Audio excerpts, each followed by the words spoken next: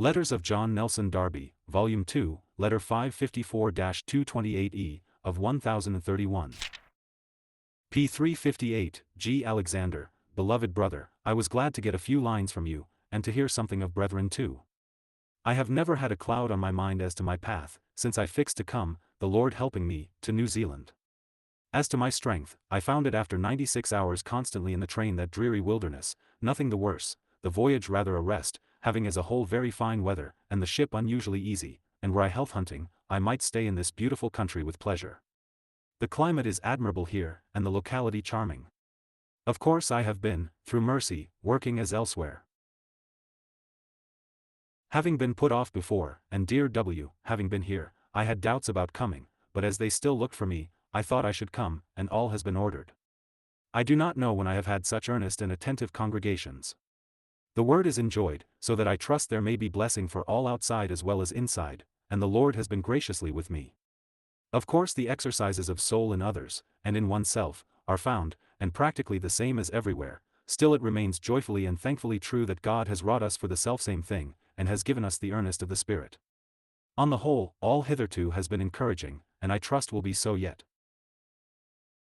I feel sometimes a little envious of those called to be evangelists, still happy that they have it, but it is good for me and keeps me low, and I know and feel that I should be willing to serve where he sets me, and rejoice to do it, because it is his will, only pray I may serve thoroughly, happy to be allowed to do it.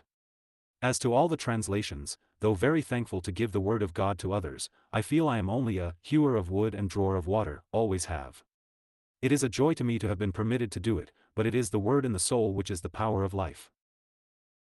I only hope in the midst of all that is going on, the brethren may be devoted, and continue to evangelize, and increase in it, but earnestly, soberly and devotedly. I am not, though I am sure the Lord does all things well, entirely at ease as to the way Moody sets all to work.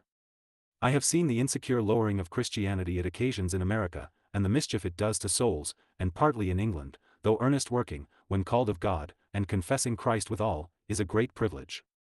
But work is made the means of getting peace, openly so, and systematically too, in the States. Besides that, many in whom there is no deep work, because there is not, set out to work.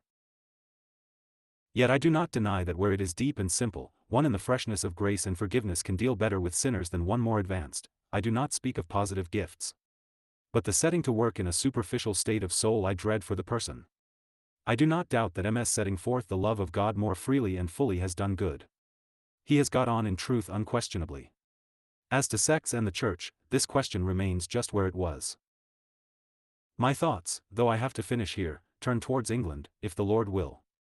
Still, day by day we have to follow his will, and Christ is the same and all everywhere, and we have to work while it is day, and then be with him in the fullness of God's rest, when he comes, when he shall be satisfied, seeing the fruit of the travail of his soul. Affectionately yours in him. Nelson, New Zealand, October 25, 1875. 52228E.